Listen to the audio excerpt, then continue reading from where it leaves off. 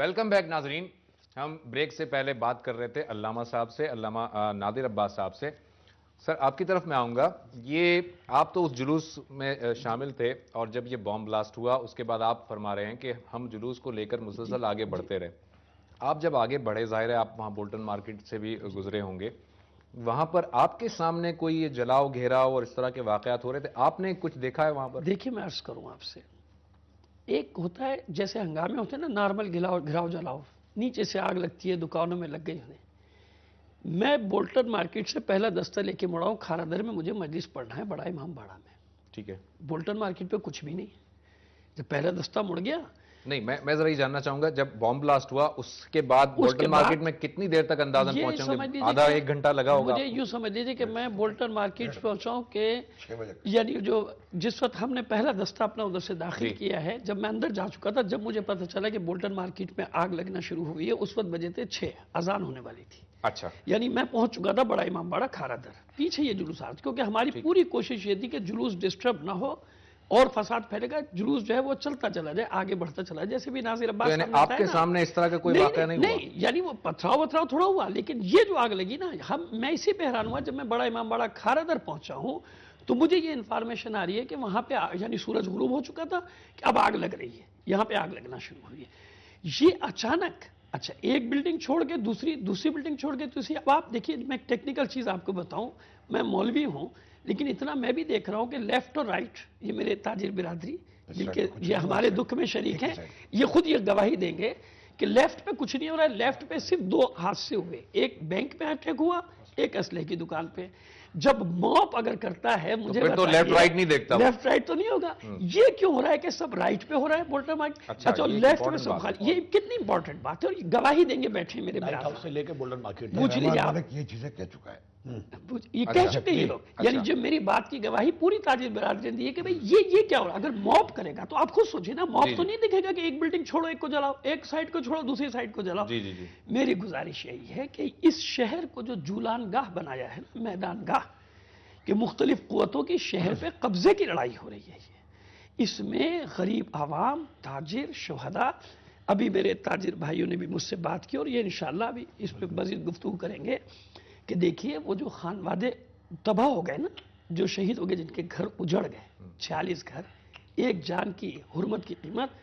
پیغمبر ختمی مرتبہ صلی اللہ علیہ وآلہ وسلم کا ارشاد کیا ہے کہ کعبے کی حرمت سے زیادہ ہے ایک مسلمان کی جان.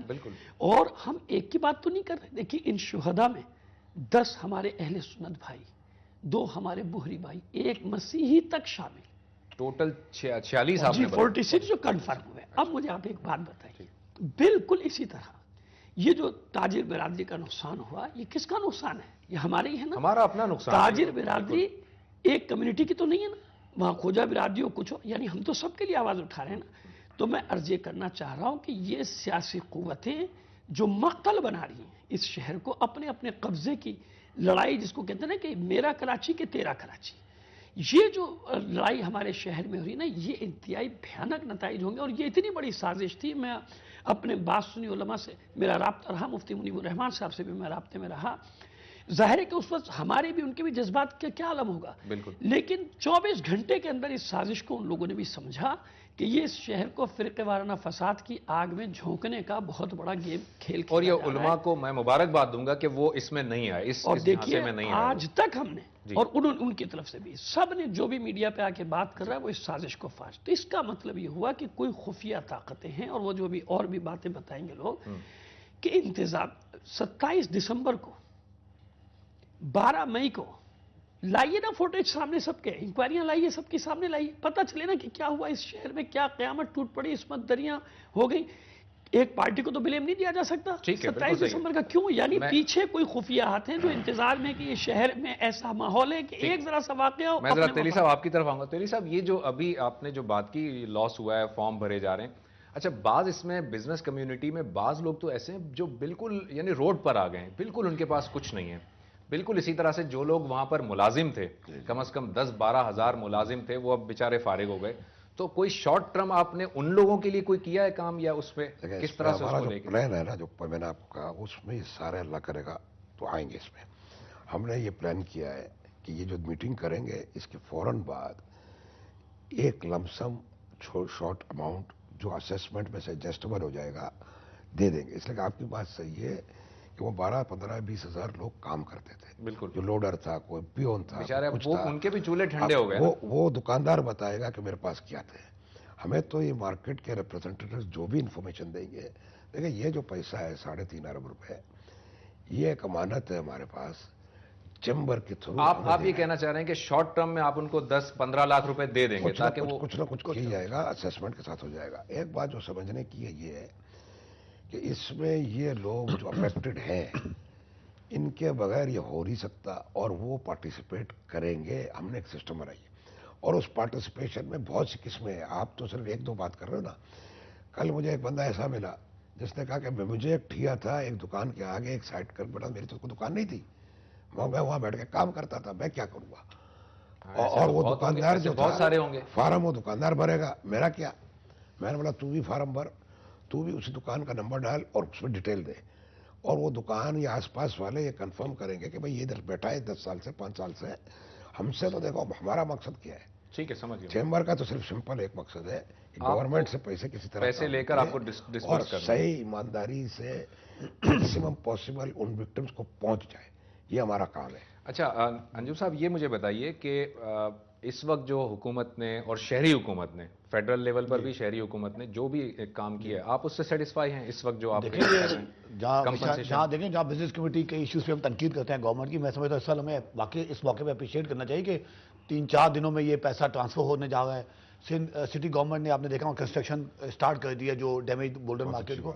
असल देखें जुबैर भाई, प्रॉब्लम ये क्या था, ये इसको जो बिल्कुल मौलाना साहब ने मैं समझता हूँ काफ़ी सही फरमाया कि पहले इस वाक़े को एक मजहबी रंग देने की कोशिश की, जो बॉम्ब ब्लास्ट हुआ जो, उसके बाद जब ये इस अपने मकसद में कामयाब नहीं हुए तो वो लाइट हाउस देखें, अगर लाइट हाउस का अगर तजिया करें तो ज़्यादातर पख्तून आबादी को 95-100% वो लंडा बाजार है वहाँ पर, वो सारी जला दी गई। फिर मैसेज दिए गए तो वो उस तरह से पैनिक फैला, लेकिन उसमें कामयाब ना हुए तो फिर 300 डिफरेंट मकामात पर आग लगाई गई। एक तरह से पाकिस्तान को फिर माशी नुकसान, एक कतल, मैं तो कहता हूँ ये पाकिस्तान का 9/11 है जिस तरह अमेरिका में हुआ। तो चूंकि 62 साल हिस्ट्री में आप देखें जो बेनज़ीर मोहतरमा शहीद हुई थी उसका कोई तजिया था कि 5 से 10 अरब का नुकसान हुआ है। ये नुकसान कहीं ज़्यादा है क्योंकि ये कोई कराची की होलसेल मार्केट नहीं थी और 1 या 2 होलसेल मार्केटें नहीं थी, ये कोई। अच्छा अंजुम साहब, एक थ्योरी ये भी है, एक थ्योरी ये है कि इससे पहले, इस वाक़े से पहले ताजिर बिरादरी को ये कहा जा रहा था कि आप अपनी सारी दुकानें यहाँ से शिफ्ट कर दें, यहाँ से अब शिफ्ट होकर उधर जानी है, और इस वजह से ये आग लगाई गई है। ये भी है कोई बात? मैं ये बताऊँ आपको, ये अब किसी की राय से हो सकता है, ऐसी कोई बात हमारे सामने उसकी वजूहत हैं जो हमारे पास अब इंफॉर्मेशन आ गई है। और सयाज बिल्कुल सही कह रहे हैं, ये तमाम मार्केट के स्टेक होल्डर्स इसमें जो चेयरमैन है मुतल्लिक है वो आ गए। कोई पगड़ी पे थी, कोई किराए पे थी, कोई ठिया था और कोई ऑनरशिप थी, कोई केसेस कोर्ट में भी चल रहे थे। और ये इसी बात को मद्देनजर जब सयाज भाई ने प्रेसिडेंट साहब से और रहमान मलिक साहब से बात की तो वो उन्होंने वहीं पे ऐलान किया चैम्बर में कि इस चीज़ को अवॉइड करने के लिए या आगे बचाने के लिए, बेहतरी के लिए स्टेटस को कायम रखा जाएगा। स्टेटस को का मतलब ये हुआ अगर जो बंदा किराए पे था वो किराए पे ही उसको वापस बिठाया जाएगा, जो ठिए पे था वो ठिए पे बैठेगा, जो पगड़ी सिस्टम पे था पगड़ी पे बैठेगा, और जो मालिक था वो मालिक की ठीक है। अभी स्टेटस को तब बदला नहीं जाएगा, स्टेटस को एज इट इज रखा जाएगा। ये बहुत अच्छी बात है, हमारा सबसे पहला मुतालबा ये था ताकि आगे हम लिटिगेशन न जाए। एक हमने वो तजवीज़ ये भी थी कि वक्ती तौर पर, टेम्परेरी तौर पर, अगर वो लोग चाहें, कोई चैम्बर नहीं चाहेगी, हम नहीं चाहते, अगर वो लोग चाहें तो टेम्परेरी तौर पर रेलवे ग्राउंड या ऐसी जगह पे, ताकि उनका बिजनेस टाइम फैक्टर, क्योंकि ये 1-2 आदमी नहीं या 200-400 आदमी नहीं, ये 4,000 के कई दुकानें हैं। ऑन एवरेज अगर आप 5 बंदे भी लेते हैं एक दुकान पे काम करते हो, किसी का 20 और किसी का 2, तो ये 20,000 आदमी। और जो पाकिस्तान का अगर एवरेज हाउस साइज लेते हैं तो 5 का है, यानी 20,000 मतलब 1 लाख आदमी डायरेक्ट या इनडायरेक्ट मुतासिर हुए हैं। अल्लामा साहब, मैं जरा ये भी जानना चाहूँ, अभी आप देखें कि खुदकश कार्रवाई जो हुई है ना, ये खाली कराची नहीं, पूरा पाकिस्तान। अभी पिछले दिनों लकी मरवत में ये जो बात हुआ है, एक मैच के दौरान जो है खुदकुश हमला हुआ, तो ये पूरा पाकिस्तान इसकी लपेट में है, खाली कराची नहीं है। तो ये क्या फिरका वाराना तो मसला ज़ाहिर नहीं है, अगर खाली कराची होता तो हम कहते हैं। मैं यही अर्ज करना चाह रहा हूँ कि इसी चीज़ ने फिरके वाराना फसाद को रोका है। और एक मैं ज़रा सी माजरत के साथ इस्लाह कर दूँ आपकी कि मैं पहला आदमी हूँ जिसने प्रेस कॉन्फ्रेंस रात को 11 बजे कह के ये कहा था कि ये सुसाइड ब्लास्ट नहीं है ना। हमारे एक स्काउट मुजम्मिल शाह, जिसके अपने 4 और अफराद चकवाल के, 5 अफराद ये शहीद हुए। हमारे एक बड़े यहाँ के जेम्स बॉन्ड हैं, उन्हीं ने फौरन सिविल हॉस्पिटल में जाके तस्वीरें ली और चैनल्स को भी दे दी कि खुदकुश बमबार का सर भी मिल गया। अल्लामा साहब, थोड़ा सा इंटरप्ट ब्रेक से वापस आकर आपसे गुफ्तगू करते हैं। नाज़रीन, ब्रेक के बाद अल्लामा साहब से बात जारी रहेगी।